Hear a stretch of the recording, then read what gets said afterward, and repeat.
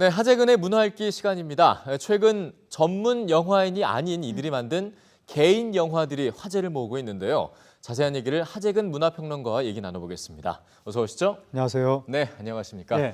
자, 말씀드린 대로 요즘 개인 영화가 굉장히 화제입니다. 네. 근데 개인 영화가 뭔지부터 좀 네. 모르는 분들을 위해서 설명을 좀 부탁드리면서 우리가 알만한 영화는 또 최근에 어떤 게 있는지 좀 네. 짚어주시죠. 그러니까 기존의 영화사도 아니고 네. 영화인도 아닌 그냥 영화계와 상관없는 개인이 자기가 알아서 영화를 만들어서 개봉까지 하는 이런 걸 보고 우리가 개인 영화라고 할 수 있을 텐데 예. 요즘에 김광석 이 작품이 나왔고요. 예. 이게 만든 사람이 이상호 기자입니다. 네. 전직 그 방송 기자였던. 네. 그리고 저수지 게임이라는 영화가 이거는 또 주진우 기자하고 김어준 씨가 같이 만든 작품이고 예. 그리고 공범자들 네. 이거는 또 최승호 PD 네. 전직 PD였던 분이 그쵸. 만들었고 더 플랜이라는 것은 이것도 역시 김어준 씨가 제작에 관여한 작품이고 그리고 얼마 전에 180만 관객을 동원한 노무현입니다. 네. 이거 같은 경우에는 어느 대학 교수가 만들었고 이렇게 개인이 영화를 만들어서 극장에 개봉하는 시대가 됐습니다. 네, 말씀하신 대로 영화인이 아니어도 얼마든지 자신만의 시선을 담아낼 수 있는 그런 영화들이 이제 제작이 되고 있는데 네. 이렇게까지 제작이 될 수 있는 어떤 배경은 뭐가 있을까요? 요즘에 4차 산업혁명이라고 할 정도로 기술이 굉장히 발전해서 예. 기존 산업계에도 변화가 일어나고 있죠.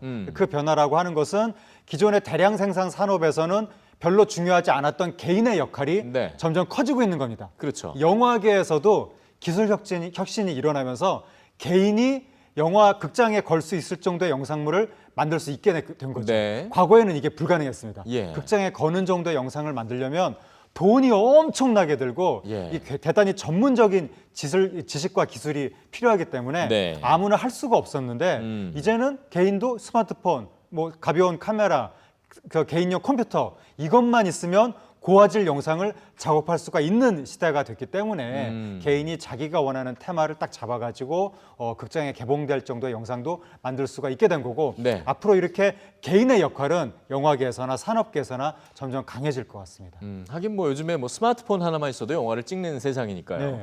자, 그런데 아무래도 최근에도 계속해서 엄청난 투자 금액을 받아서 멋진 영화들을 만드는 그런 것들도 있지 않습니까? 네. 이런 것들과 비교하면 어떻게 보면 퀄리티가 좀 비교가 될 수도 있을 네. 텐데 이런 개인 영화들이 그런 속에서도 관객들의 발길이 이어질 수 있는 건 뭘까요? 그렇죠. 그러니까 개인이 만들 수 있는 건 만들 수 있다고 쳐도 네. 그걸 다른 사람들이 보러 가는 게 참 신기한 건데 그쵸.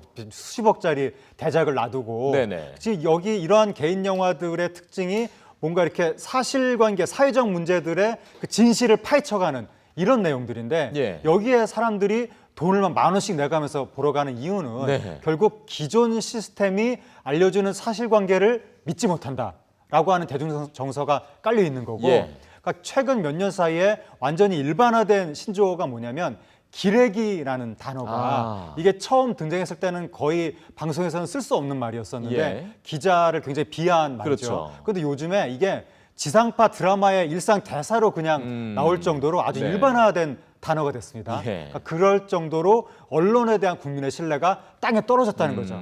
그리고 국가기관에 대한 신뢰도 굉장히 지금 하락해서 검찰, 국정원, 경찰 굉장히 국민들이 사실 좀 믿지 못하는 네. 그런 경향이 있다 보니까 예. 다른 경로를 통해서 진상을 좀 알고 싶다. 이러한 욕구가 영화를 통해서 지금 나타나고 있는 거고 네. 그리고 영화라는 게 한 개인이 방송사 뉴스를 자기가 좌지우지할 수 없고 국가기관을 좌지우지할 수 없지만 예. 영화는 어떻게 보면 한 1억대, 2억대 정도의 돈만 모으면 자기도 그 새로운 자신만의 시각을 만들 수가 있는 것이기 때문에 예. 영화가 이러한 개인 어떤 의문의 시대에 예. 최적의 매체가 된 이런 성격이 있고 관객이 또 이런 영화를 보러 가면서 기존 시대와는 확실히 선을 그은 이제 좀 새로운 시대를 열어보자 이러한 관객들의 어떤 정치적인 열망이 이러한 영화 관람으로도 나타나고 있는 겁니다. 네, 조금 전에 이제 언론에 대한 얘기도 좀 해주셨습니다만 네. 이런 내용을 배경으로 한 영화가 있습니다. 개인 네. 영화 중에 이제 공범자들. 네. 최근에 가장 화제가 좀 되고 있는데 관객 수가 10만 명을 넘었네요.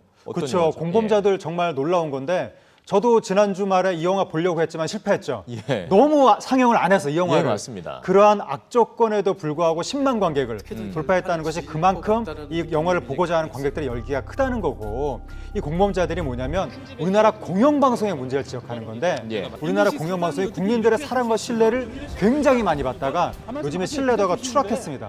그걸 안타까운 국민들이 너무나 많아서 예. 왜 이런 일이 벌어졌을까, 그걸 좀 추적하고 있는 거고, 마침 공영방송에서 기자들이 제작 거부를 하고 있기 때문에 빨리 좀 공영방송의 정상화를 해라 라고 하는 그 목소리에 힘을 실어주기 위해서 네. 관객들이 이런 영화를 보러 간다고 할 수가 있고, 예. 지금 너도 나도 이렇게 개인 영화를 만드는 것 자체가 우리 사이가 그만큼 신뢰가 떨어지고 불안하다는 뜻이기 때문에, 그렇죠. 이런 때일수록 공영방송을 비롯해서 기존 방송 언론사가 중심을 잡아줄 필요가 있는 겁니다. 네. 그러니까 빨리 공영방송이 정상화가 돼야 되고, 정상화가 되지 않고 계속 신뢰를 받지 못한다면 개인 방송 열풍은 계속될 수밖에 없을 것 같습니다. 맞습니다. 뭐 바른 목소리에 대한 어떤 갈급함, 목마름 네. 이런 것들이 그대로 표출되는 것 같은데 네. 정말 이번 정부에서는 좀 이런 것들이 바로 잡힐 수 있기를 기대해 보도록 하겠습니다. 그렇습니다. 오늘 말씀 잘 들었습니다. 수고하셨습니다. 감사합니다.